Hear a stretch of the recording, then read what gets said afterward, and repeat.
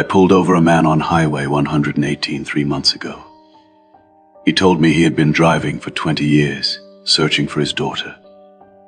I thought he was confused, thought it was dementia. Maybe grief, playing tricks on an old man's mind. But then I saw his registration. It was dated for a year that hadn't happened yet, and his suitcases, 7 of them, packed in 1998, never opened. That's when I realized he wasn't lost. He had just never stopped moving. And neither had the others. My name is Rafe Quinn. I investigate things that don't fit. Not crimes, necessarily. Not always even dangerous.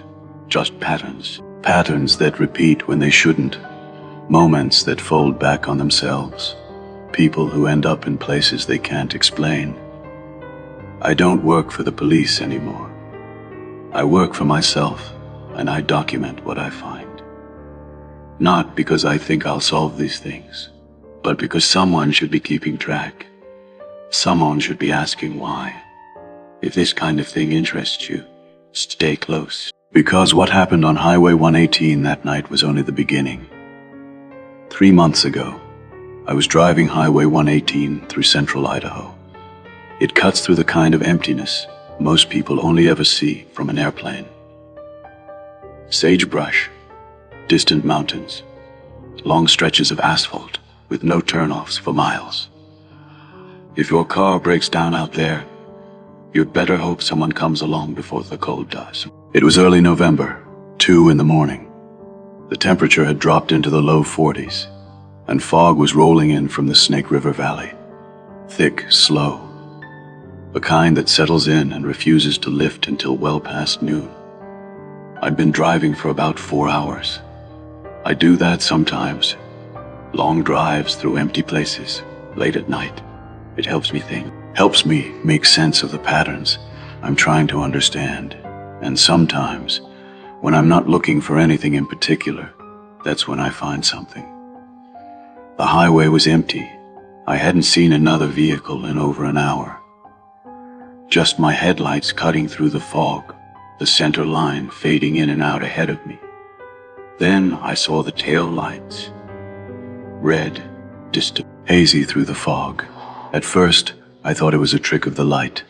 Moisture on my windshield, catching reflections that weren't really there. But as I got closer, the light stayed steady, solid, real. Someone was ahead of me, moving slow, very slow. I checked my speedometer, 55, the posted limit, and I was gaining on them, which meant they were doing maybe 30, 35 at most. That's not unusual in fog. Some people drive cautiously. I respect that. But there was something about the way this vehicle was moving, perfectly centered in the lane. No drift, no hesitation. Like whoever was behind that wheel had driven this road 1,000 times and knew every curve by memory. I closed the distance to about 50 yards and settled in behind them. I didn't flash my lights, didn't try to pass. I just followed. Sometimes you learn more by watching than by intervening. The vehicle was an older sedan. I couldn't make out the exact model through the fog, but the shape told me it was something from the late 90s, maybe early 2000s. Dark color, blue or gray, hard to tell. No visible damage, no mechanical issues I could see. Just slow. We drove like that for 10 minutes. The fog thickened, visibility dropped to maybe 30 feet, and the sedan kept the same steady pace. Never speeding up, never slowing down. Just that constant 35 miles an hour, like it was locked on cruise control. Then the brake lights flashed. Once, twice. The sedan was pulling over. I hadn't signaled it to stop. Hadn't done anything that would tell the driver I was behind. But it eased onto the shoulder, hazard lights blinking, and came to a complete stop. I pulled over behind it, leaving some distance between us. Turned on my own hazards and waited. The engine was still running. I could see the exhaust rising into the fog. White and steady. The driver's silhouette was visible through the rear window. Someone is sitting upright, hands on the wheel, not moving. I grabbed my flashlight, stepped out, and walked toward the driver's side. My boots crunched on the gravel shoulder. The air was cold enough that my breath fogged immediately, mixing with the heavier mist pressing in from all sides. The window was already down. Inside was an elderly man, 70s or 80s, maybe older. White hair, a face worn by decades of weather. He wore a jacket that looked like it had been bought a long time ago. His hands were still on the wheel, set perfectly at 10 and 2. His eyes were fixed straight ahead, at nothing. I stopped a few feet from the window and kept my flashlight pointed down. "Evening," I said. "Everything all right?" He turned to look at me slowly, like it took effort. His eyes were pale, clouded with age. And there was something about his expression I couldn't quite read. Not fear, not confusion. Just a distant awareness. Like he was watching me from very far away. "I thought you would want me to stop," he said. "Why did you think that?" "Because you've been following me." "I was just driving the same direction," I told him. "You're not in any trouble. I'm not a police officer." He studied me for a moment, then looked back at the road. "No," he said quietly. "You're something else. I've learned not to argue with assessments like that. Sometimes people see things more clearly than we give them credit for, even when they can't explain how." "What's your name?" I asked. "Leonard Carver." "Where are you headed tonight, Leonard?" "North," he said. "To see my daughter." "And where does she live?" He hesitated. "I'm not sure anymore," he said. "She moves. She's always moving. But I'll find her. I always do." Elderly people confused about time and place, convinced they were heading somewhere that didn't exist anymore. Usually it was cognitive decline, dementia, Alzheimer's, but something about the way Leonard said it felt different. Not confused. Determined. "Leonard, can I take a look at your license and registration?" He reached into his jacket without hesitation and handed me his wallet. Then he opened the glove box and passed me a folded piece of paper. The registration, the license was current. Leonard James Carver, address in Pocatello, Idaho, 81 years old. The photo matched the man in front of me. Samey weathered face, samey pale eyes, samey distant look. Then I looked at the registration. Everything seemed normal at first. The vehicle was a 1999 Honda Accord. The VIN matched the plate, but the issue date didn't. It was the 18th of November, 2025. I checked the date on my phone. The 3rd of November, 2024. The registration had been issued 15 days from now, 2 weeks into a future that hadn't happened yet. I read it again, convinced I'd misread the numbers, but I hadn't. The 18th of November, 2025, printed on official Idaho DMV paper, stamped. "Leonard," I said carefully, "when did you get this registration?" "This morning," he said. "Had to renew it this morning today." "Yes." "What's today's date?" "Leonard, November 3rd, and the year." "And this says it was issued in 2025. He glanced at the paper, then back at the road. "Does it?" "Yes." "That doesn't sound right." "Number it didn't." I handed the documents back. "How long have you been driving tonight?" "A few hours. I left Pocatello around 10. "And you're heading north to see your daughter?" "Yes." "What's her name?" He opened his mouth, then stopped. Something shifted in his expression. Not confusion, grief. "Sarah," he said. "Her name is Sarah. When did you last see her?" He thought for a long moment. "I'm not sure," he said. "It's been a while. She's been busy." "How long is a while, Leonard?" He didn't answer. just stared at the fog-covered road ahead, hands tight on the wheel. "I need to see her," he said quietly. "She needs me." I've been doing this kind of work long enough to recognize when someone is operating on something other than logic. Leonard wasn't driving toward a destination. He was driving because movement itself was the only thing keeping him together. Stopping meant facing something he couldn't face. "Leonard," I said, "I'm going to take a look at your vehicle. Is that all right?" He nodded. I walked around the sedan. The paint was faded. Rust had started to form around the wheel wells. A small dent sat in the rear bumper. But everything else looked sound. Good tires. No leaks. Nothing that explained why this man was out here alone at 2 in the morning. Then I looked in the back seat. Suitcases, 7 of them, stacked carefully, one on top of another. Old hard-shell luggage with metal clasps and reinforced corners. Clean, no dust, but decades out of date. The kind you'd find in a vintage shop or forgotten in an attic. I opened the rear door and leaned in. One suitcase had a small paper tag tied to the handle, yellowed with age, written in faded blue ink, El Carva, 1998, 26 years ago. Every suitcase had the same tag, Same date, and from the way they were packed, from the way the clasps sat undisturbed, they hadn't been opened since. "Leonard," I called out, "how long have these suitcases been in your car? I packed them for the trip." "When did you pack them?" "Before I left." "When did you leave, Leonard?" He turned to look at me, and for the first time something in his eyes changed. Not confusion, not distance. Understanding, quiet. "Terrible. I don't remember," he said softly. "I've been driving for a long time." I stood there for a moment, just watching him, hands on the wheel, eyes on the road, like he had said the most normal thing in the world. "I've been driving for a long time."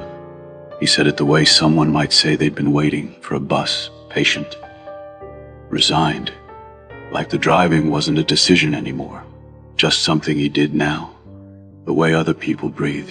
"Leonard," I said, "I'm going to check your trunk." "Is that all right?" He didn't answer. He just nodded once, slow, distant. I walked to the rear of the sedan and tried the trunk. It popped open without resistance, like it hadn't been locked in a long time. Inside were more suitcases, 2 of them, the same hard-shell style as the ones in the back seat, and beside them, a cardboard box, taped shut. The tape had yellowed and was starting to peel at the edges. Old tape, years old. I didn't open it right away. There was something else that caught my attention first, the trunk liner, the carpet lining the floor. It was worn down in a very specific pattern, the exact outline of the suitcases sitting on top of it, not from one trip, not from a few trips. This was the kind of wear you get when the same weight sits in the same place for years.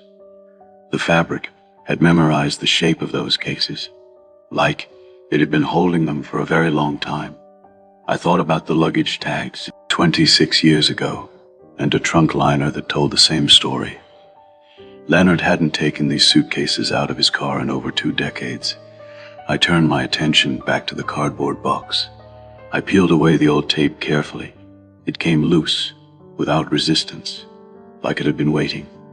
Inside were photo albums, 3 of them, leather-bound, the kind families used to keep on coffee tables.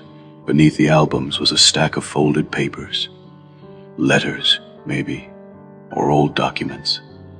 I picked up the first album and opened it. Family photos.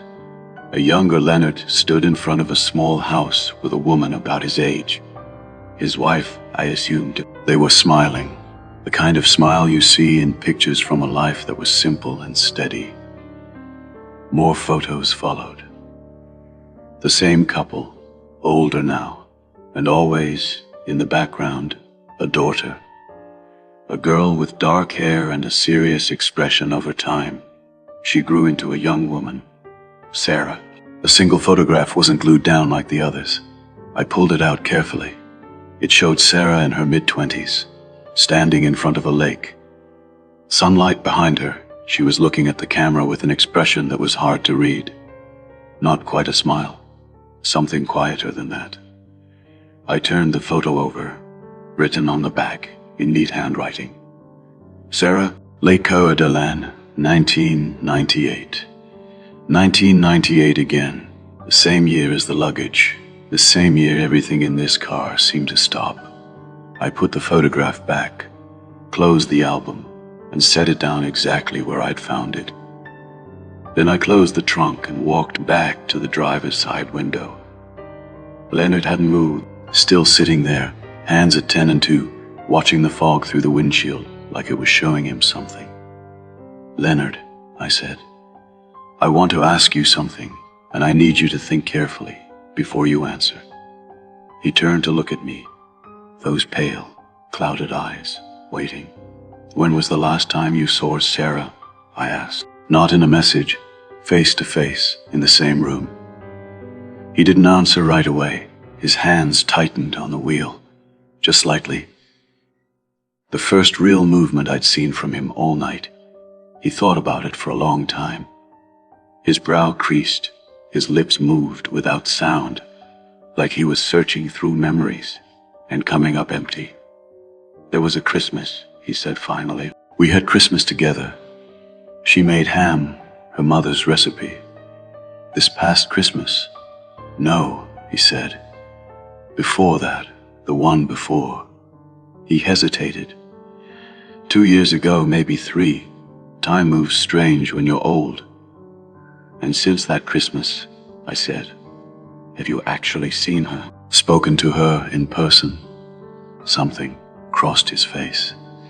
Confusion first, then concentration, then fear. Not fear of me, fear of the answer. "I remember driving," he said quietly. "I remember packing these suitcases and getting in the car." He swallowed. "I remember her addresses. She's lived in so many places. When I get there and knock on the door, strangers answer. They say they don't know any Sarah. They say I have the wrong house. The fog felt closer then. Or maybe that was just my imagination. Visibility had dropped even further. The world beyond the shoulder of Highway 118 had disappeared. There was just the sedan, my flashlight beam, and Leonard's voice coming from somewhere that felt a little farther away than it should have. "When Sarah calls you," I asked, "when she gives you these addresses, do you hear her voice?" "She leaves messages," he said. "I write down the addresses and I go. I think I erased them to make room for the new ones. Where's your phone, Leonard?" He patted his jacket pocket slowly, searching for something he expected to find. "I must have left it at home," he said. I'd seen cases like this before, not exactly like this, but close. People who held on to someone so tightly that when that person was gone, the mind built a version of them that still existed somewhere, still called, still needed help, still waited to be found. It was the mind's way of refusing to let go, of keeping someone alive long after they were gone. But Leonard's case didn't fit neatly into that pattern. The details were too consistent, the dates too precise, and the way he spoke about Sarah wasn't rambling. It was certain. The certainty of someone who had been doing the same thing for a very long time and had stopped questioning why. "Do you have any other family, Leonard? Anyone I could contact?" "My wife passed," he said. 5 years ago, cancer. "I'm sorry, don't be," he said simply.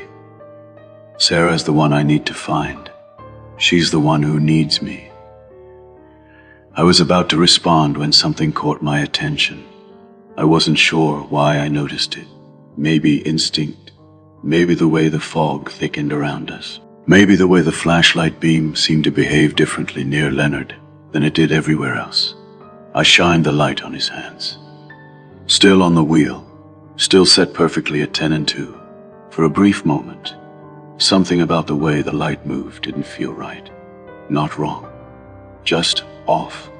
I blinked and looked again. His hands looked normal. Weather solid. I told myself it was the fog. The way moisture in the air can play tricks on your eyes at 2 a.m. Especially when you've been driving for hours, and your mind is already looking for things that don't fit. I told myself that, but I filed the moment away anyway. "Leonard," I said, "has anyone else been with you on these drives? Anyone following you?" He was quiet for a long time, long enough that I thought he might not answer.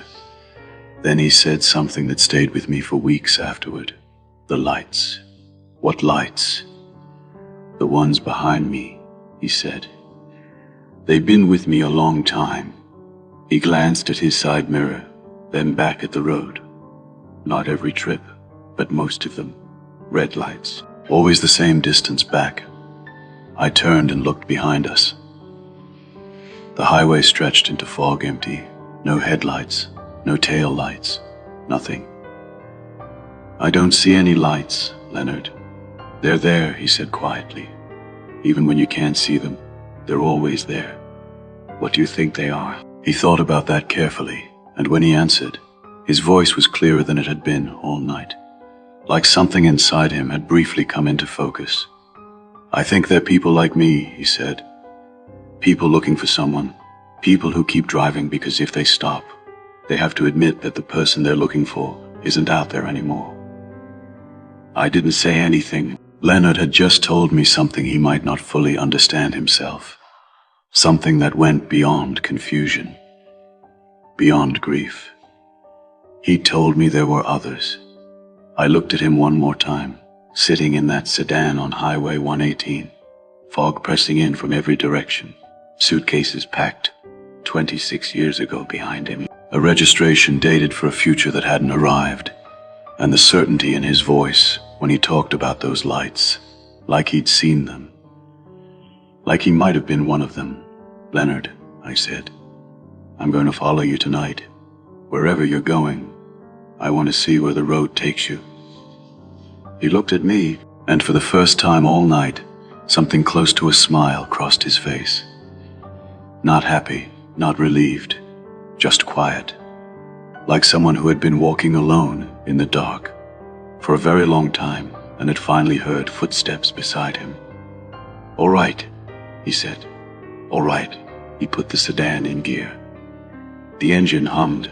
The hazard lights went on. Leonard Carver pulled back onto Highway 118, heading north into the fog at exactly 35 miles an hour. I followed. Leonard eased back onto the highway without hesitation.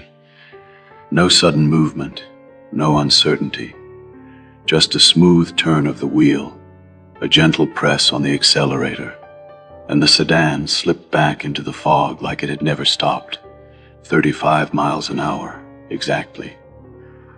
I waited a moment before pulling out after him, not because I needed the space, because I wanted to see what would happen if I didn't follow right away. Leonard didn't speed up, didn't slow down. He didn't even glance in the mirror. It was as if he already knew I would be there. I pulled back onto Highway 118 and settled in behind him. The fog closed around us almost immediately, not rolling, not drifting. It felt fixed in place, like we were moving through something solid. My headlights carved a narrow tunnel ahead, and Leonard's taillights hovered at the far end of it. Red, steady, always the same distance away. We drove like that for several minutes. No other vehicles, no oncoming traffic, no sound except the hum of my engine and the faint rush of tires over asphalt. I checked my dashboard clock. 2:17, and I let another minute pass.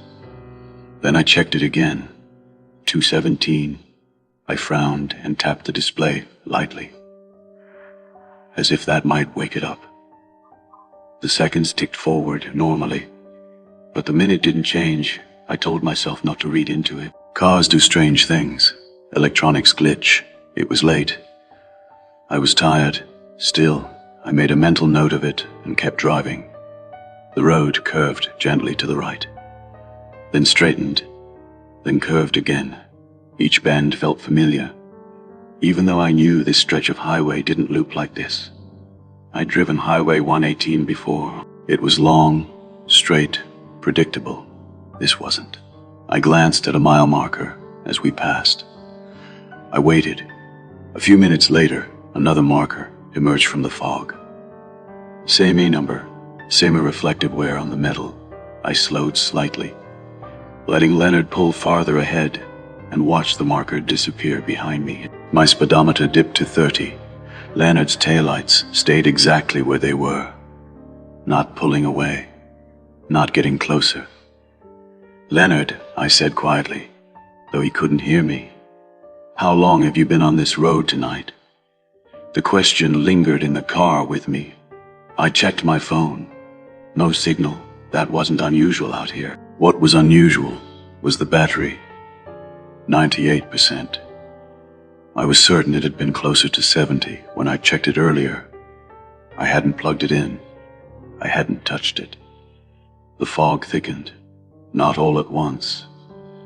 It didn't roll in or sweep across the road. It just tightened. The space around us felt smaller, like the world had leaned in to listen. That's when I noticed the lights. At first, I thought they were reflections, something bouncing off my windshield. But they held their shape. 2 points of red, far behind me, low to the ground, perfectly aligned. I checked my mirrors. Nothing. The road behind me was empty. I looked forward again. Leonard's taillights were still there. Same distance, samey steady glow. And behind them, farther back than they should have been, were the lights, red, faint, unmoving. I slowed down, carefully. The distance between me and Leonard stayed the same. The distance between me and the lights did too, like we were all locked into place. I swallowed and reached for the radio static. No stations, not even white noise, just a flat, dead silence. I turned the dial slowly. Nothing changed. "Leonard," I said again, louder this time, as if that might make him realer. "I see them." He didn't react, didn't slow, didn't look back. But a moment later, his brake lights flashed. Once-a warning. Not to stop, to stay where I was. The road ahead dipped slightly. Just enough that Leonard's taillights vanished for a second as he crested it. In that brief moment, the fog ahead of me thinned. Just enough for me to see what lay beyond. The highway didn't end, it didn't turn. It stretched forward exactly as it always had. But there were no signs, no markers, no reflectors. Just asphalt disappearing into gray, and something else, movement, far ahead, slow, deliberate, like more vehicles traveling at the same careful pace. Leonard's taillights came back into view. The fog closed again. The lights behind me remained. I checked my clock. 2:17 a.m. still. That was when I understood something. Leonard wasn't following directions. He wasn't chasing addresses. He wasn't even looking for Sarah anymore.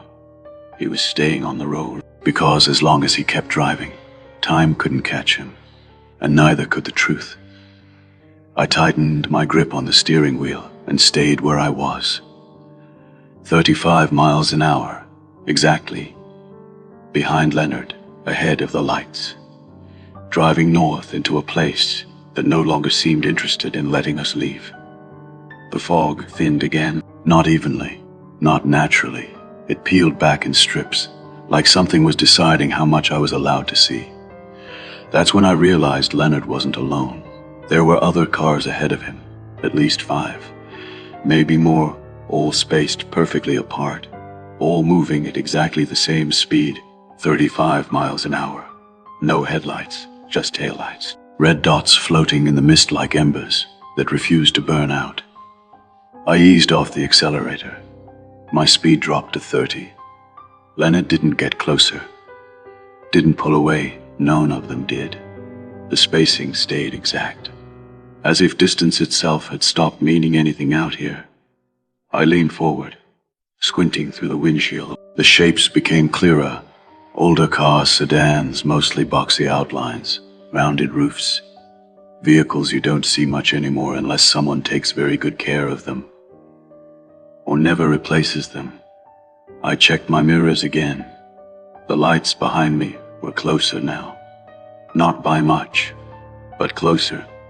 They hadn't rushed forward, they just adjusted.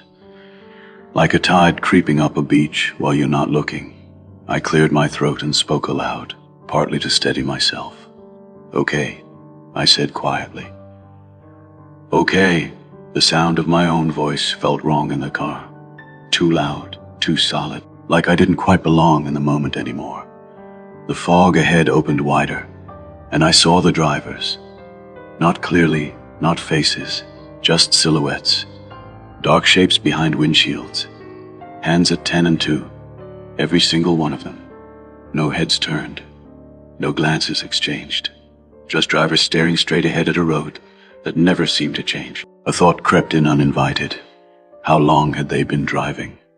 Hours, days, years. I imagined them starting their trips the same way Leonard had. A packed car. A destination that made sense at the time. A reason to leave. The mile marker appeared again. Same A number, same A scuff mark on the post. I felt my stomach tighten. This wasn't a stretch of road anymore. It was a loop. Leonard's brake lights flashed again. This time they stayed on longer. He was slowing. I followed. 30, 25, 20. The line of cars ahead compressed smoothly, like a single organism adjusting its pace. No honking, no swerving. Perfect coordination. We came to a stop, right there in the fog. No intersection, no shoulder. Just stopped. I put my cruiser in park, but kept my foot on the brake. The engine idled, everything waited. I checked the clock again. 2:17 a.m. The seconds were still moving. The minute wasn't. The driver's door of the car, 2 vehicles ahead, opened slowly. Deliberately, a man stepped out. He was tall, too tall. Not unnaturally so, but enough that it caught my attention. He stood beside his car and looked around, as if confirming something. Then he turned and looked directly at me. I froze, my hands locked on the wheel, my breath caught halfway in, even through the fog, even at that distance. I knew he was looking at me, not my car, not past me, at me. He raised one hand, not a wave, not a threat, just a simple gesture. Come closer. Leonard's door opened. He stepped out of his car for the first time. The fog parted around him like it recognized him. He didn't look afraid, didn't look confused. He looked relieved. He walked back toward me, each step unhurried, measured like he had all the time in the world. The lights behind me crept closer again. I felt boxed in, back. No space left to pretend this was still a normal stop. Leonard stopped beside my window. I lowered it. Cold air spilled in, sharp and heavy. He looked older, up close. Not aged, worn, like someone who'd been awake too long. "You see them now," he said. He glanced back at the line of cars at first. He said, "You think you're alone." Then he looked at me again.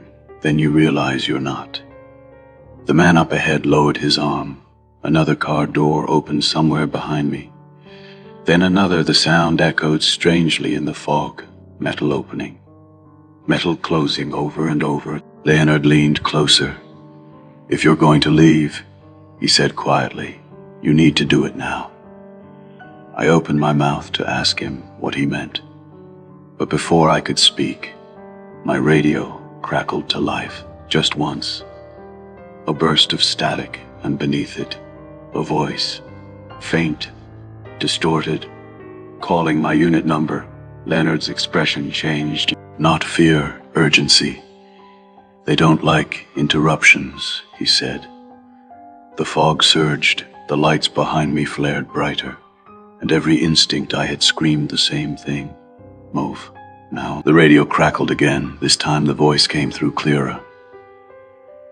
Unit 12, respond. It was dispatch.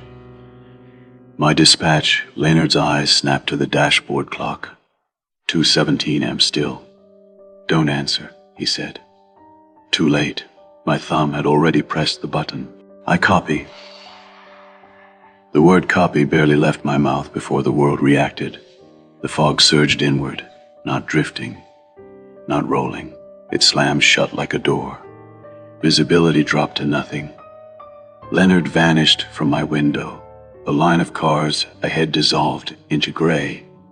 Even the red lights behind me blinked out. For a split second, I was alone, completely. The engine died, just stopped. No sputter, no warning. The dashboard went dark. The headlights cut out. Silence wrapped around me so tightly, my ears rang. I tried the ignition, nothing. I reached for the radio again, dead.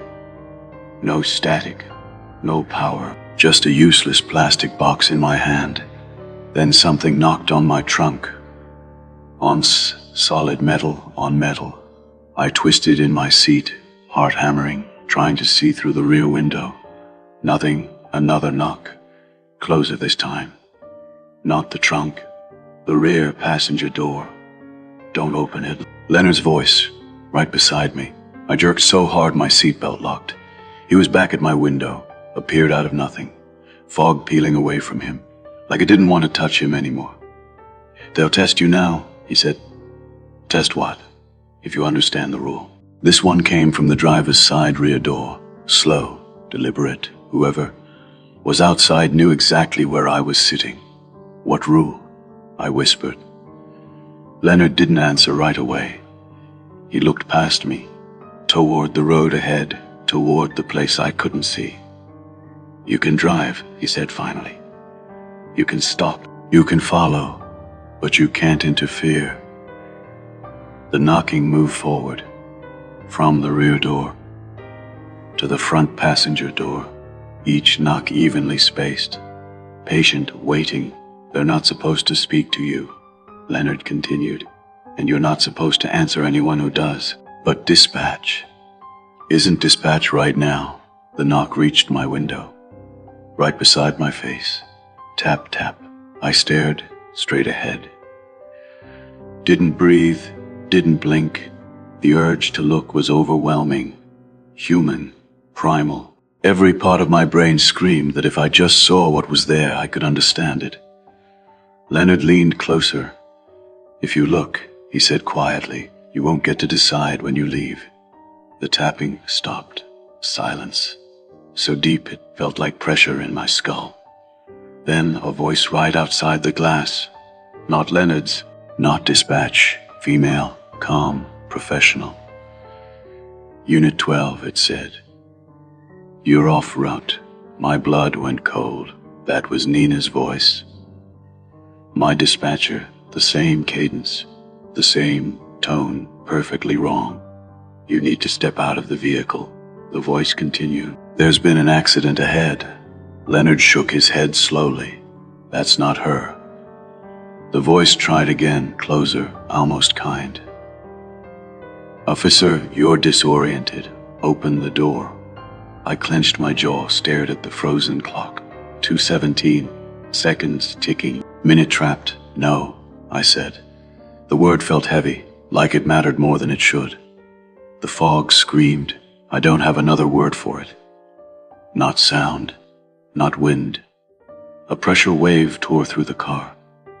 The knocking exploded into pounding.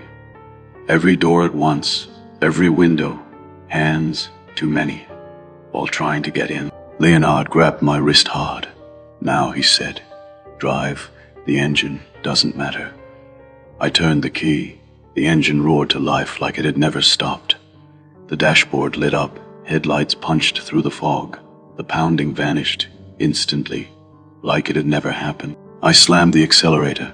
The car lurched forward. Fog tore past the windows. The road snapped back into place beneath my tires. In the mirror for just a second, I saw them, figures standing where the cars had been, tall still, watching, their faces blurred like reflections in bad glass. Leonard was gone. The road ahead was empty. No taillights, no fog wall. Just asphalt stretching forward. The clock clicked. 2:18 a.m. for the first time since I'd followed Leonard. The minute changed. I didn't slow down, didn't look back again. And whatever rule I'd broken or followed, I knew one thing for certain: the road had noticed. I didn't slow down until my hands started shaking. Even then, my foot stayed heavy on the accelerator. Like if I eased up even a little, the road would notice and pull me back. The fog thinned gradually this time. Not like before, not forced. It broke apart the way fog is supposed to. Ragged edges, uneven patches, pieces drifting away instead of snapping shut. That alone told me something had changed. I checked the mirrors again. Nothing. No lights. No shapes. No movement where movement didn't belong. Just empty highway and darkness stretching back the way I'd come. The radio crackled. Real static, messy, imperfect. Then Nina's voice came through. Clear, normal. Unit 12. You okay? You went quiet for a minute. A minute, I swallowed. Yeah, I'm fine. There was a pause. You sure? Your signal dropped for about 12 minutes. 12, not one. I had a vehicle stall, I said. The lie slid out easily. Too easily. Back on the road now. Copy, she said. Let me know if you need anything. The radio went quiet again. This time, the silence felt earned. The mile marker appeared. Then 120. Different numbers, different scuffs. The loop was gone. I eased off the gas and let my speed drop to a normal human number. My breathing finally caught up with me. That's when I noticed my hands. They were red. Not bruised, not bleeding, indented. Like someone had been gripping my wrist far harder than I'd realized. Leonard's hand. I pulled onto the shoulder and shut the engine off. Saturday there with the hazard lights blinking, and let the night settle. No fog wall, no pressure, no sense of being watched. Just me and the sound of cooling metal. I checked the clock again. 2:31 am. Time was moving, but something else wasn't. I tried to remember Leonard's face, really remember it. The shape of his eyes, the sound of his voice. It slipped away the moment I focused on it. I tried to recall a dream after waking up too fast. I could remember what he said. I could remember what he made. But the details of him kept blurring. That scared me more than the fog, more than the knocking, more than the voice pretending to be Nina. Because it felt intentional. Like the road didn't want witnesses that could describe them too clearly. I didn't write the report that night. Didn't tell anyone about Leonard. Didn't mention the stalled minute or the extra 11 that dispatch said had vanished. I logged it as a routine patrol with a brief mechanical issue and left it at that. Paper accepted it. Paper always does, but things were different after. Not right away. Not dramatically, just wrong in small ways. Every now and then, I'd catch myself driving exactly 35 miles an hour. Not because of traffic. Not because of speed limits. Just because it felt correct. I'd notice and correct it. Every time, I started seeing older cars more often. Sedans mostly. Boxy clean. Too clean. They never broke the speed limit. Never got past anyone. And if I ended up behind one at night, I changed lanes. Every time. Once, about 2 weeks later, I caught a familiar shape in the fog. Red taillights. Samey spacing. Samey steady glow. My stomach dropped. I slowed. The lights kept going. Didn't wait. Didn't invite. Just continued on. Like I wasn't meant for them anymore. That's when I understood something Leonard never said out loud. He didn't stay because he couldn't leave. He stayed because he chose to. Someone had to explain the rules. Someone had to slow the new ones down. Someone had to stand between the road and the people who wandered onto it by accident. And now that someone wasn't him anymore, I still patrol that stretch, still drive Highway 118 when dispatch sends me there. But when the fog thickens the wrong way, when the mile markers repeat, when my clock hesitates between minutes, I turn around. No hesitation, no curiosity, no heroics, because the road remembers me, and I remember it. And neither of us wants to test what happens. If I stay too long again, I thought it was over, that once you made it out, the road let you go. I was wrong.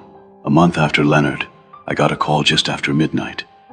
Single vehicle stopped on the shoulder, Highway 118. No hazards, no response from the driver, routine welfare check. I felt it immediately, that tightening in my chest. The one you don't get from fear, but from recognition. I drove slower than usual, didn't know why. Just knew better than to rush. The fog was thin when I arrived. Not thick enough to hide things, just thick enough to soften them. The car was parked cleanly on the shoulder. Older sedan, engine running. Driver's door closed. Taillights glowing red steady. Perfect. I didn't pull in behind it. I stopped 30 yards back, left my lights off, Saturday there and watched. The clock on my dash read 1:58 and the seconds moved. I waited, 1:59. The minute changed. I let out a breath. I didn't realize I'd been holding. I reached for the radio. Dispatch, I said, keeping my voice neutral. I've got eyes on the vehicle. I'm going to stand by. There was a pause. Then Nina replied, copy that. Advise if you make contact. I didn't. Instead, I watched the driver's side window. Watched for movement. Watched for a hand. Watched for anything that would invite me closer. After about 2 minutes, the brake lights flashed. Once a warning, not for me, for the road. The engine shut off. The taillights went dark and the car was just a car again. Nothing waiting inside. I pulled up then slowed. Careful. The interior was empty. Keys still in the ignition. Seat warm, like someone had just stepped out. Or been allowed to. I called for a tow. Filed the report. Wrote it up as an abandoned vehicle. That's what it was. On paper. But as I walked back to my cruiser, I saw something in the fog. Not lights, not cars, just a shape, standing where the road curved out of sight. Watching. I didn't wave, didn't speak, didn't acknowledge it. I got in my car and drove away. That was the last time Highway 118 tried to pull me in. Not because it forgot me. Because it learned. So if you ever find yourself driving late at night, and the fog starts behaving wrong, and your clock hesitates between minutes, and the car ahead of you won't speed up or slow down, let it go. Don't follow. Don't flash your lights. Don't try to help. Some roads aren't broken. They're doing exactly what they're meant to do. And once they notice you noticing them, they don't forget.